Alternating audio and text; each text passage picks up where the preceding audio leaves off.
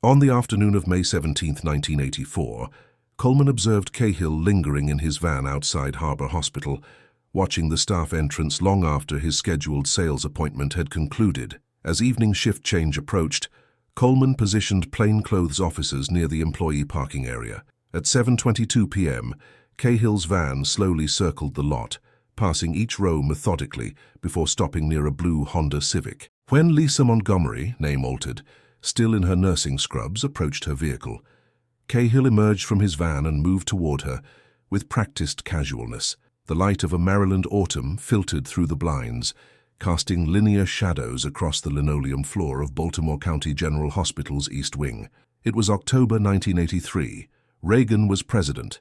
"Every Breath You Take" played on the radio, and the nursing staff changed shifts at precisely 7:15 p.m. Like clockwork, Eleanor Pritchett, name altered, collected her belongings from her locker, signed out at the nurses' station, and walked through the staff exit toward the employee parking lot. A brown Ford Econoline van idled 3 spaces from her Chevrolet Cavalier, its engine a low hum beneath the ambient sounds of suburban Baltimore. The van had been there the previous evening too, and the evening before that, though Eleanor had never paid it much attention. She had worked double shifts 3 days in a row, covering for colleagues during a particularly virulent flu outbreak. Exhaustion clouded her perception of her surroundings. The parking lot's sodium vapor lights cast everything in a jaundiced glow, creating pools of yellow illumination separated by stretches of darkness. Eleanor never made it home that night.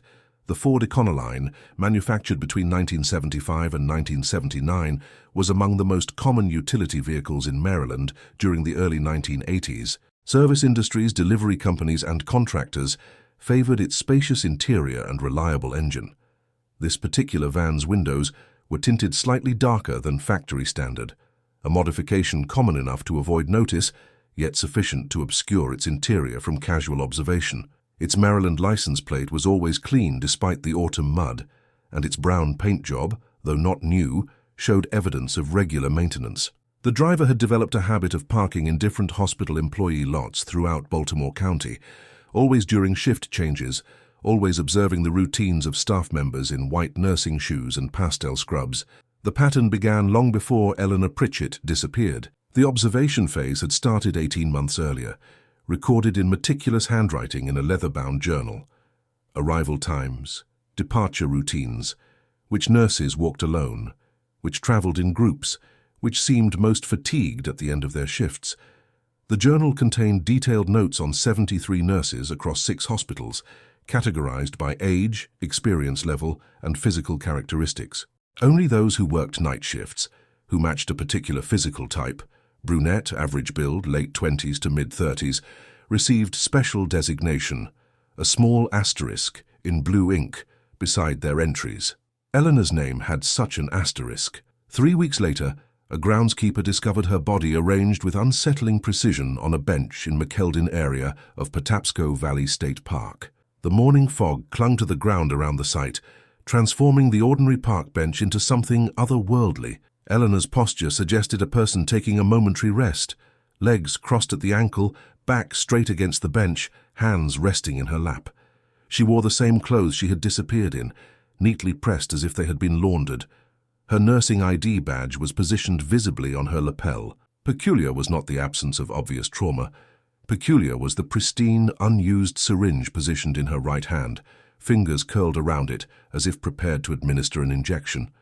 A 5cc BD syringe, standard hospital issue, the needle cap still intact, the barrel empty. The groundskeeper, Roy Mattis, name altered, a Vietnam veteran who had worked for the Maryland Park Service since 1975, radioed for assistance, then sat in his maintenance truck watching the site until authorities arrived. He would later tell investigators that what disturbed him most was not discovering a body. He had seen death before, but the deliberate care with which the scene had been arranged, as if he had interrupted a private ceremony. The park's visitation logs showed 27 vehicles had entered McKeldin area the previous day.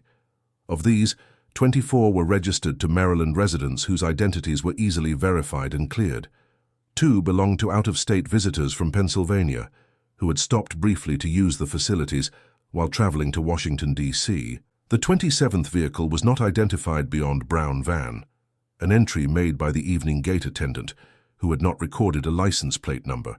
The attendant, Thomas Green, name altered, recalled the vehicle primarily because it arrived just before the park's closing time. "I remember thinking he wouldn't have much time to enjoy the park," Green told investigators. "Most folks come earlier in the day. This guy was cutting it close to closing time." Eleanor was the first, but she would not be the last.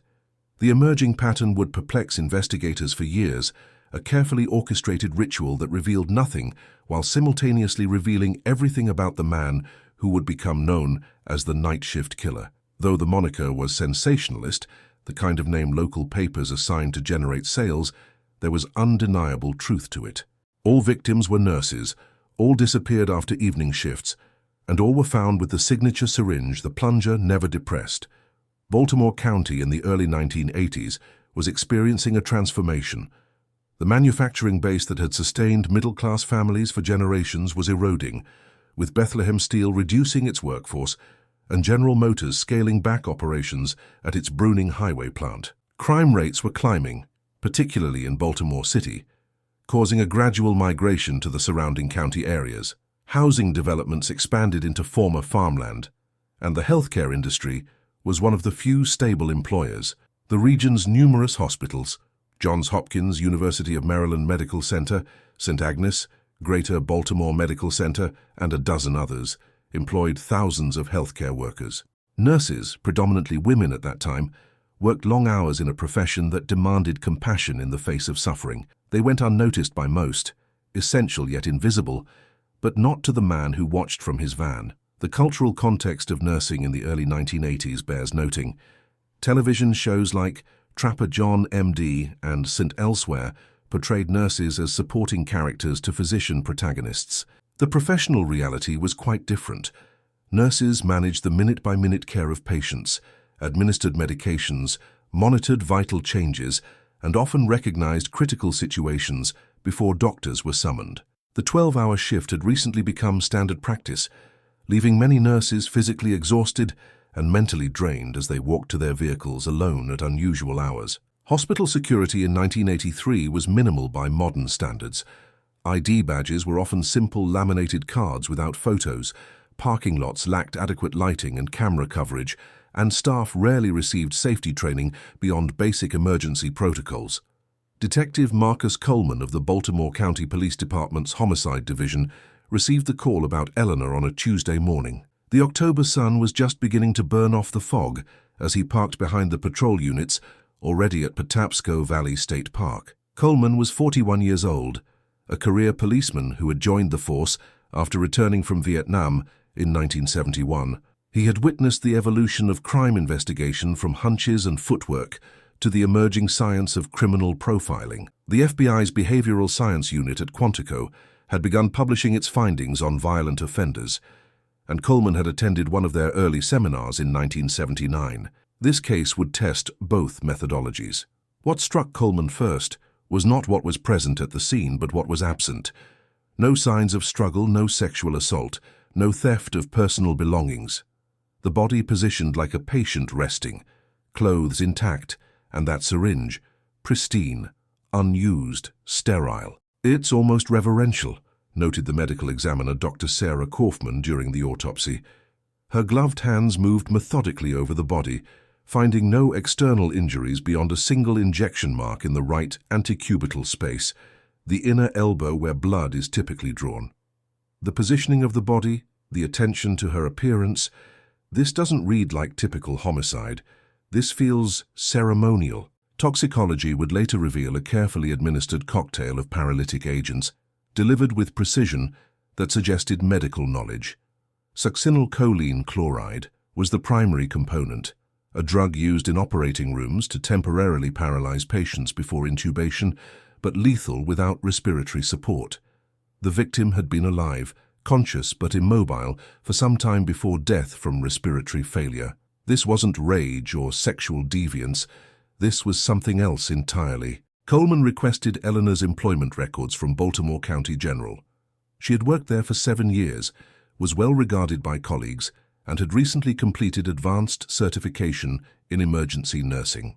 Her personnel file contained no disciplinary actions, no concerning performance reviews, nothing to suggest she had been specifically targeted due to workplace conflicts.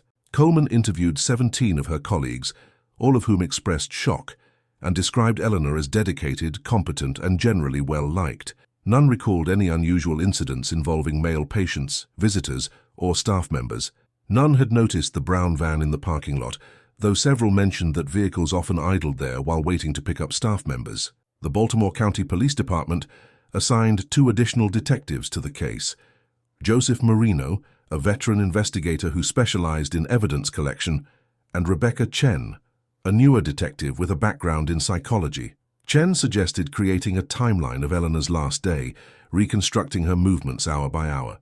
Security camera footage, though limited to the hospital's main entrances, showed Eleanor arriving for her shift at 7:01 a.m. Witness testimony from colleagues placed her at the nurses' station throughout the day, taking her lunch break at 1:30 p.m. in the staff cafeteria, and completing her shift documentation at 7:08 p.m. She signed out at 7:13 p.m.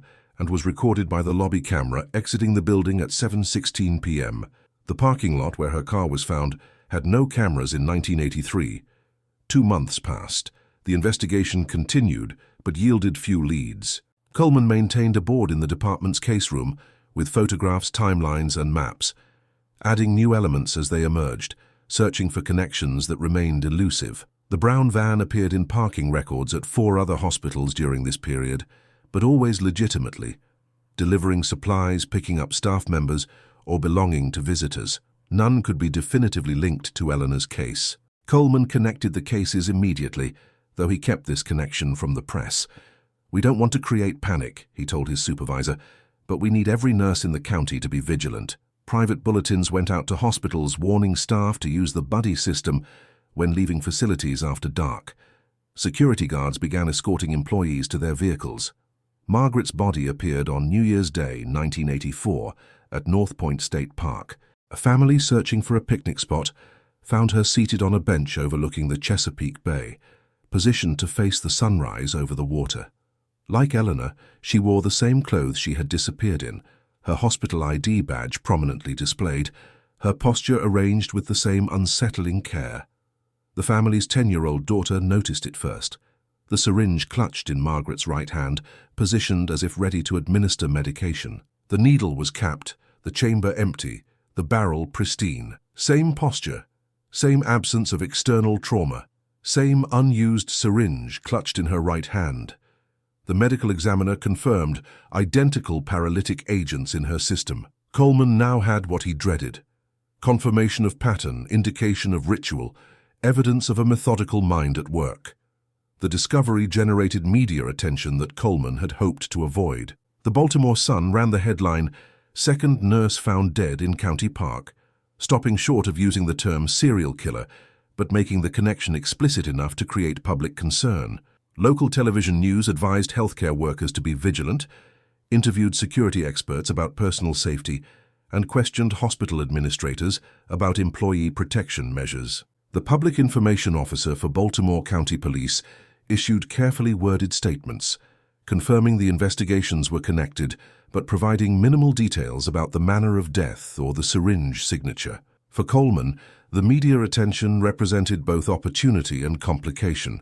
Increased public awareness might generate valuable tips, but could also pressure the perpetrator into changing patterns or becoming dormant. The investigation room now featured 2 timelines, 2 victim profiles, 2 park locations, and a growing collection of van sightings reported by an increasingly watchful public. Most were coincidental, unrelated brown vans going about legitimate business, but Coleman assigned officers to follow up on each report, knowing that pattern recognition often emerged from volume of data. The FBI's Behavioral Science Unit at Quantico, still in its formative years, provided consultation via Special Agent Robert Ressler, who had recently coined the term serial killer and was pioneering the methodology of criminal profiling. Their assessment: the perpetrator likely worked in healthcare or adjacent fields, possessed above-average intelligence, maintained fastidious personal habits, and harbored a complex relationship with the nursing profession, perhaps reverence mixed with resentment.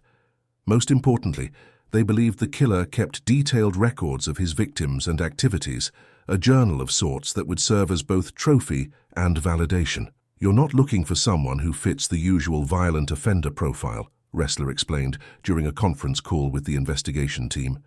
"This isn't disorganized rage or sexual sadism. The ceremonial aspects, the positioning, the medical precision. This is someone who sees these acts as righteous or corrective in some way. The syringe is symbolic. The parks represent something significant. The preservation of the victim's dignity suggests respect, even admiration. Look for someone with medical knowledge who experienced a significant loss or trauma connected to nursing, possibly a family member." Coleman expanded the investigation to include personnel records from major hospitals in the area, focusing on male employees in positions that would provide familiarity with medications and medical equipment: orderlies, pharmacy technicians, supply managers, maintenance staff with access to medical storage. The list grew unwieldy quickly, over 200 individuals who matched the basic profile. Coleman's team began the painstaking process of elimination, focusing first on those with access to multiple facilities, those whose work hours would allow for the surveillance and abduction timeline, and those who owned or had access to vans. Spring arrived in Maryland, bringing cherry blossoms and a false sense of security. For 3 months, no nurses disappeared, no bodies were discovered in state parks, no syringes were found in lifeless hands. Coleman maintained his vigilance, interviewing hospital staff, reviewing personnel records of male employees with medical backgrounds, and coordinating with security departments to enhance surveillance of parking areas. The seasonal transition brought longer daylight hours, reducing the window of darkness during shift changes, and hospital administrations had implemented temporary security measures, additional lighting, buddy systems, guard escorts, that may have disrupted the killer's established patterns. During this apparent lull, Coleman focused on commonalities between the two victims beyond their profession. Both were brunettes in their 30s. Both worked at teaching hospitals rather than smaller community facilities. Both had accumulated significant experience. Neither was a new graduate. Both worked in acute care areas rather than outpatient or long-term settings. Both were single, lived alone, and drove to work rather than using public transportation. These characteristics narrowed the potential target pool, but still encompassed hundreds of nurses across Baltimore County. The investigation team also analyzed the selection of parks where the bodies were discovered.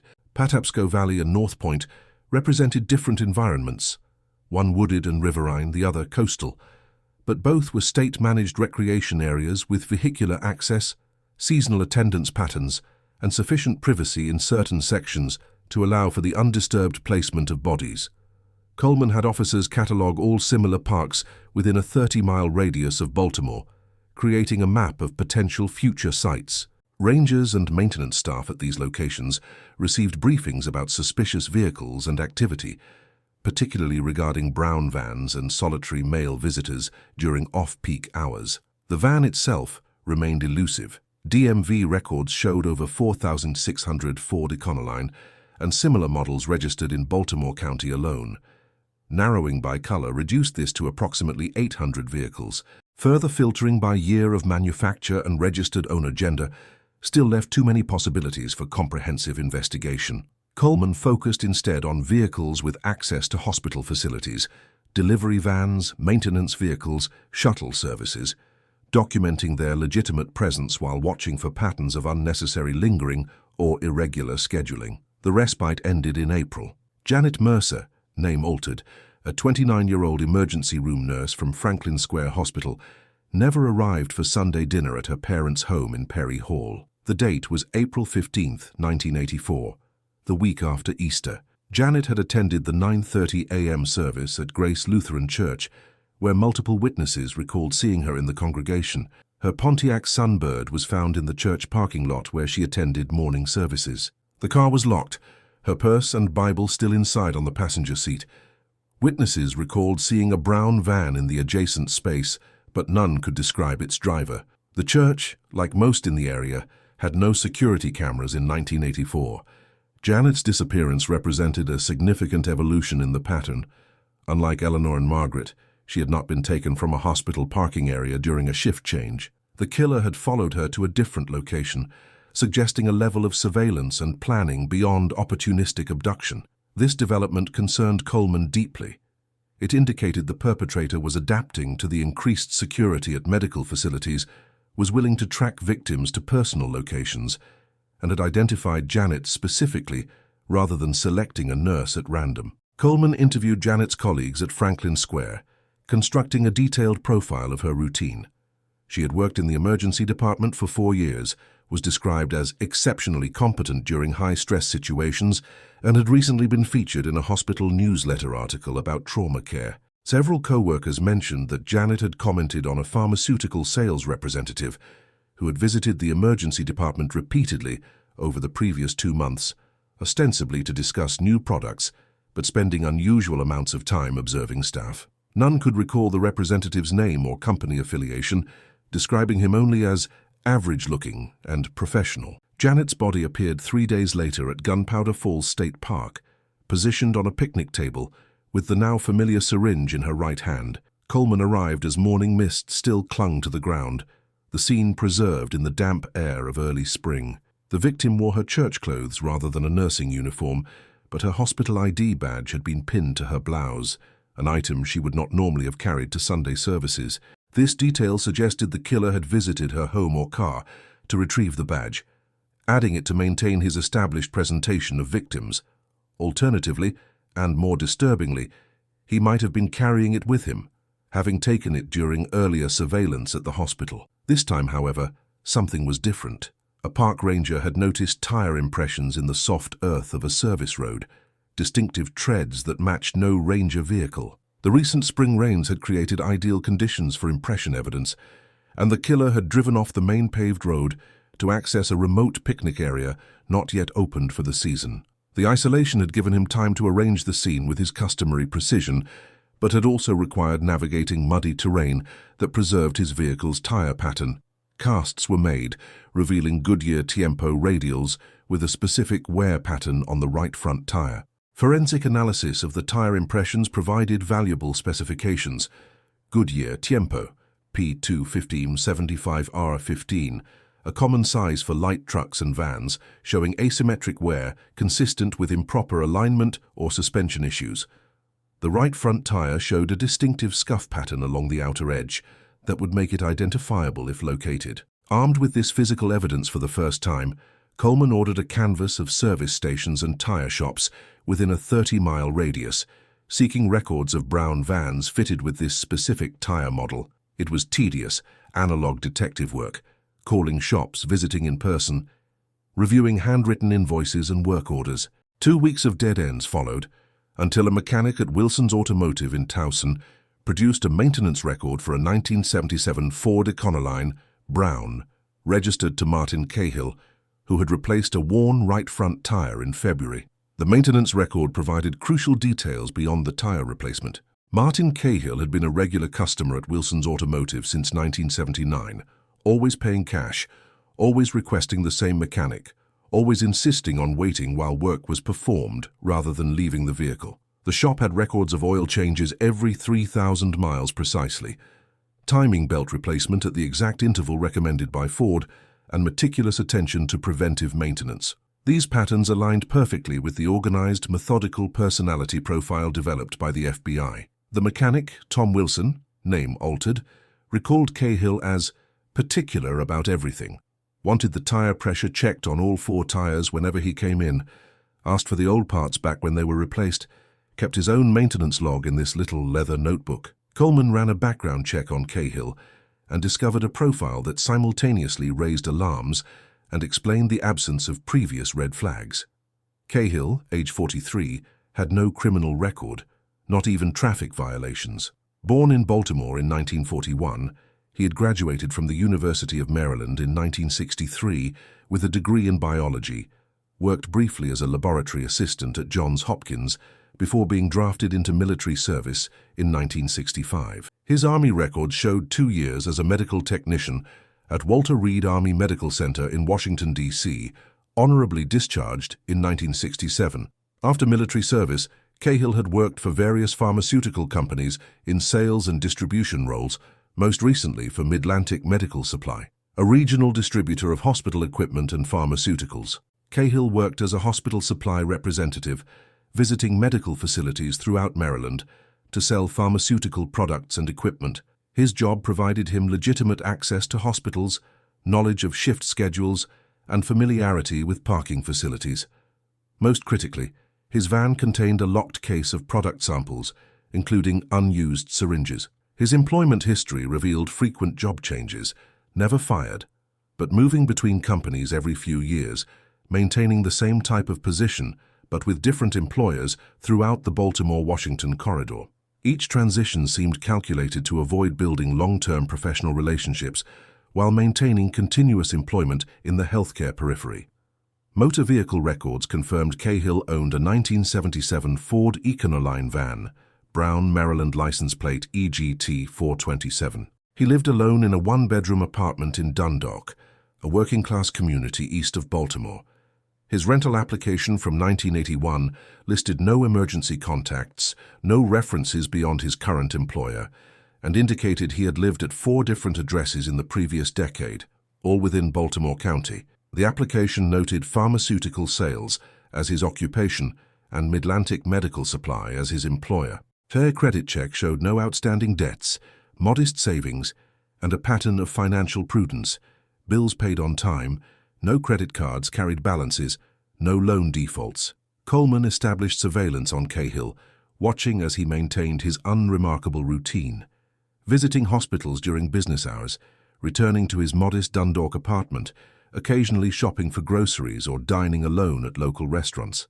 Officers observed him washing his van weekly regardless of weather, always on Sunday mornings before 8 a.m.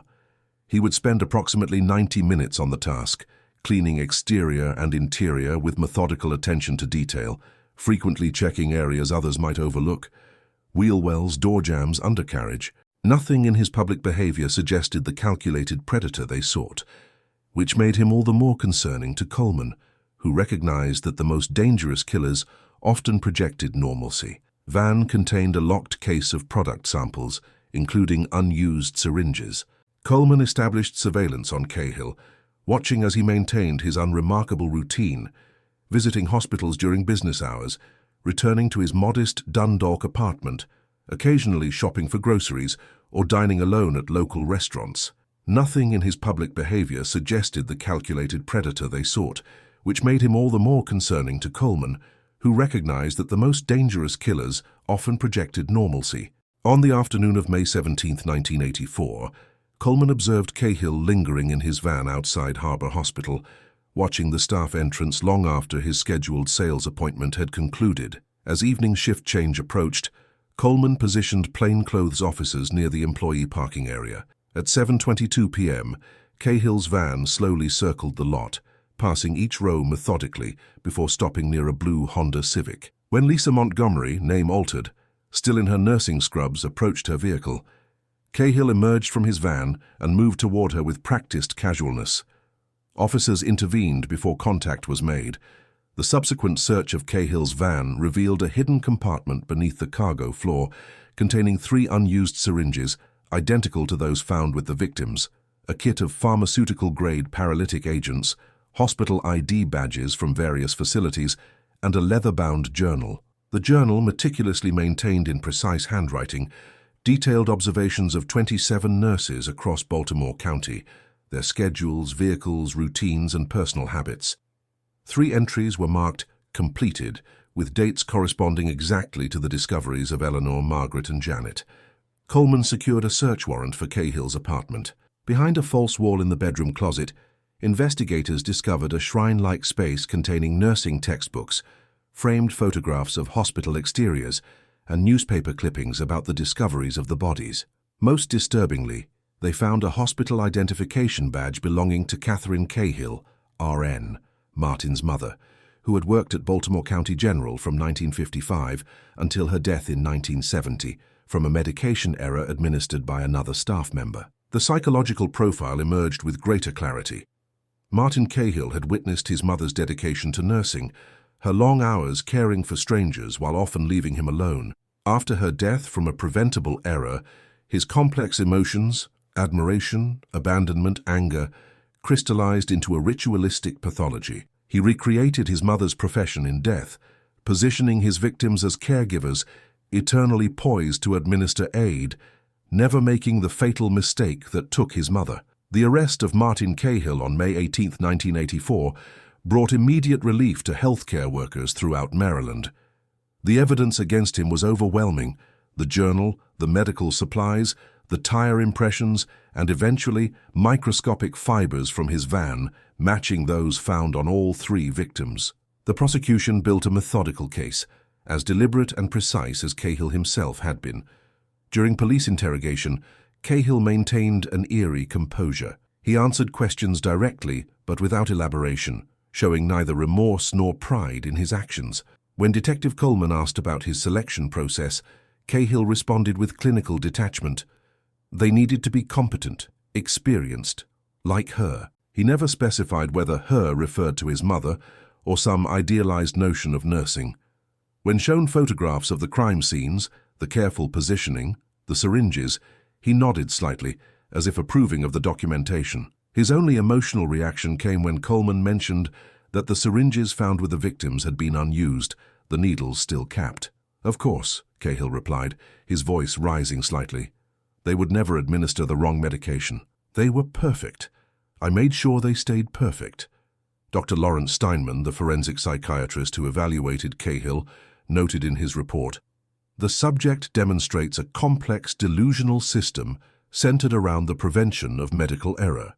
By selecting nurses who resembled his mother physically and professionally, then killing them before they could theoretically make a mistake, he believes he is preserving both their professional integrity and his mother's legacy. The unused syringe represents both the power to heal and the potential for error. By ensuring it remains unused, he protects the nurse from ever making his mother's fate." The trial began in January 1985 in the Baltimore County Circuit Court before Judge Harold Mitchell. The courtroom was consistently filled to capacity, with nurses from area hospitals attending in uniform as a show of solidarity with the victims. The Baltimore Sun provided daily coverage, with journalists noting the defendant's unchanging expression and rigid posture throughout proceedings. Cahill wore the same navy blue suit for each court appearance, his shirt always white, his tie always the same subdued pattern, a continuation of the methodical behavior patterns that had characterized both his public life and his criminal actions. State's Attorney Barbara Thompson presented a meticulously organized case, beginning with the discovery of each victim and working backward through the investigation to Cahill's eventual identification. The prosecution called 67 witnesses over 17 days of testimony, including colleagues of each victim, the medical examiner, forensic experts who matched fibers and tire impressions, and Detective Coleman, who testified for 2 full days about the investigation and evidence recovered from Cahill's van and apartment. Cahill's defense attorney, public defender Michael Greenberg, attempted to portray him as mentally incompetent, unable to distinguish right from wrong due to childhood trauma and obsessive-compulsive tendencies. Psychiatric evaluations, however, revealed a man in complete control of his faculties, a man who planned with precision, executed with patience, and documented with pride. Cahill understood the nature and consequences of his actions, maintained awareness of their illegality, and took extensive measures to avoid detection. These factors, combined with the premeditated nature of the crimes, undermined any claim of diminished capacity. The jury deliberated for just 7 hours before returning guilty verdicts on 3 counts of first-degree murder. On March 11, 1985, Martin Cahill was sentenced to death by lethal injection, an irony not lost on Coleman, who noted in his final case report that the man who killed with syringes would die by 1. Judge Mitchell, delivering the sentence, addressed Cahill directly. "The methodical nature of your crimes, the selection of victims who dedicated their lives to healing others, and your complete lack of remorse leave this court no alternative but the maximum penalty." Throughout the sentencing, Cahill maintained the same impassive expression he had shown throughout the trial, offering no statement when given the opportunity to address the court. The Maryland State Penitentiary would house Cahill for 14 years as his appeals worked through the system, each denied in succession. During his incarceration, Cahill maintained the same orderly existence that had characterized his life outside.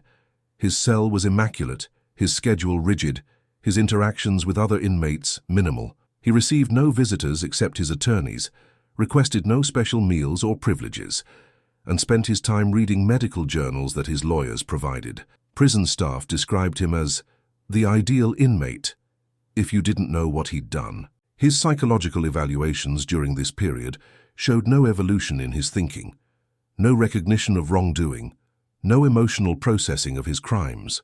The delusion remained intact, impenetrable to therapy or medication.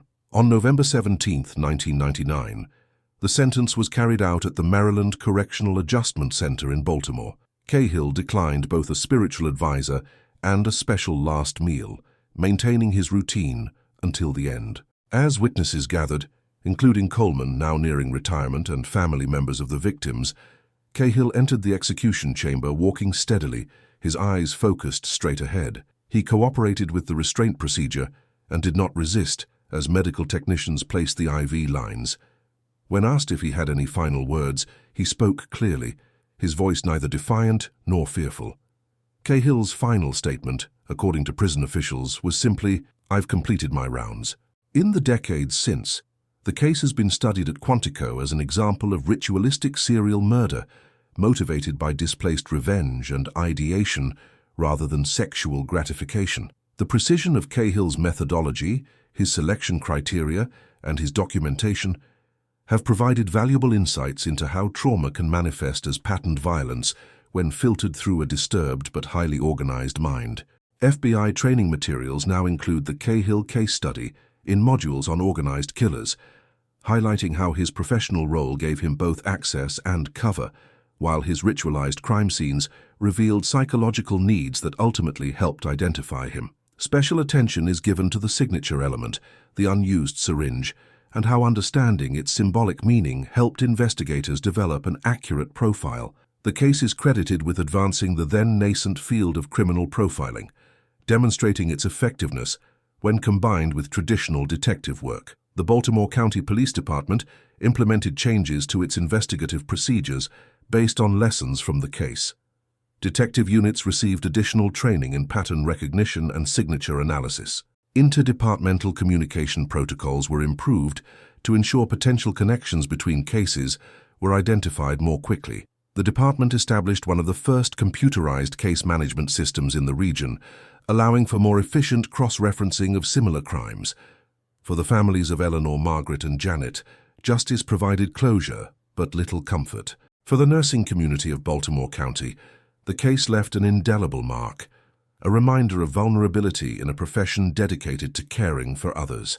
Hospital security protocols evolved nationwide, partly in response to this case, with improved parking lot lighting, escort services, and surveillance becoming standard. Many facilities implemented electronic badge systems, emergency call stations in parking areas, and mandatory security awareness training for staff. Rebecca Chen, the junior detective on Coleman's team, eventually specialized in crimes against healthcare workers, becoming a nationally recognized expert on hospital security. Her textbook, Protecting Healers, Security Protocols for Medical Environments, published in 1992, cited the Cahill case as a watershed moment that exposed systemic vulnerabilities in healthcare facility security. She conducted seminars for hospital administrators throughout the 1990s, often noting that Martin Cahill showed us the gaps in our systems, gaps we should have seen without requiring such a tragic demonstration. Detective Coleman retired in 1997,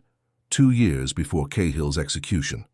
At his retirement dinner, he remarked that the night shift killer case had taught him that evil doesn't always announce itself with rage and chaos. Sometimes it's methodical, patient, almost admiring of its victims, that makes it harder to spot but leaves a clearer trail once you know what you're looking for. He devoted his retirement years to consulting with police departments on cases involving ritualistic elements and occasionally lectured at the FBI Academy on the investigation that defined his career. The Brown Ford Econoline, the Syringes, the Leather Journal, all reside now in Maryland State Police Evidence Archives, artifacts of a time when a man's distorted perception of care transformed into its opposite.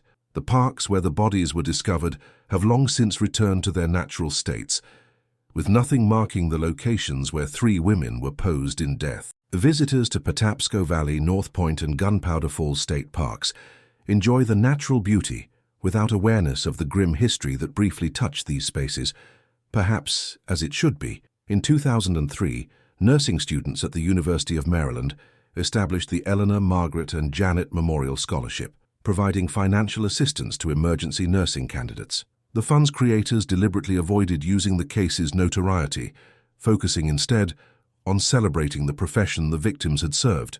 The scholarship application requires an essay on patient safety and error prevention, an appropriate legacy that transforms the trauma at the heart of Cahill's pathology into constructive medical practice. What remains is the understanding that patterns reveal themselves to those patient enough to observe them, a truth known both to investigators like Coleman and to predators like Cahill. In the stillness between shifts, in the routine movements between workplace and home, in the ordinary rhythms of life, patterns emerge that most never notice.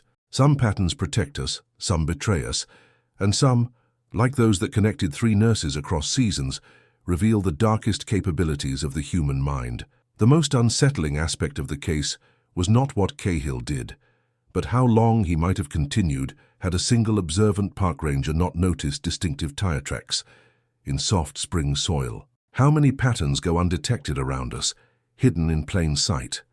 How many Martin Cahills move through the world, maintaining facades of normalcy while harboring private rituals of distorted meaning? In 1985, during a community forum organized by Harbor Hospital, after Cahill's conviction, a veteran nurse named Gloria Hammond, name altered, recounted her own interaction with Cahill months before his arrest. "He was in our unit regularly, restocking supplies, always pleasant, always professional. Once he helped me find a specific type of catheter during an emergency.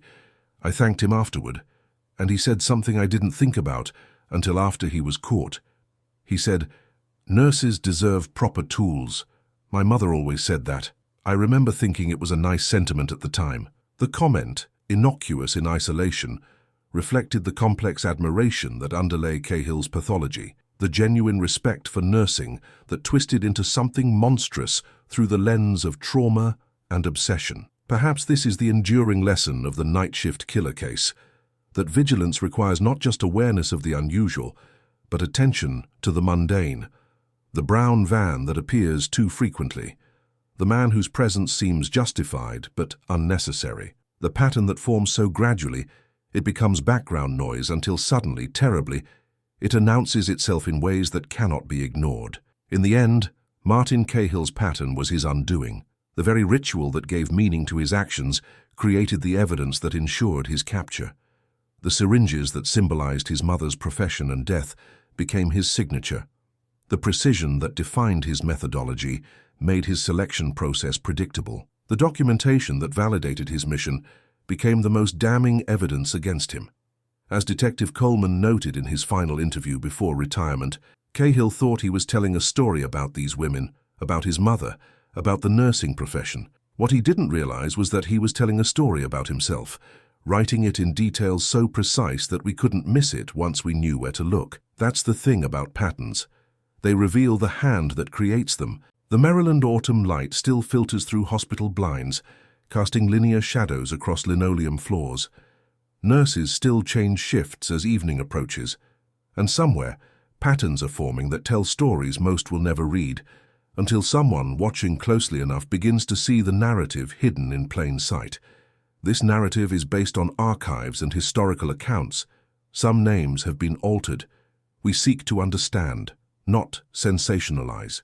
The outcome corresponds to public conviction records. No graphic violence has been described.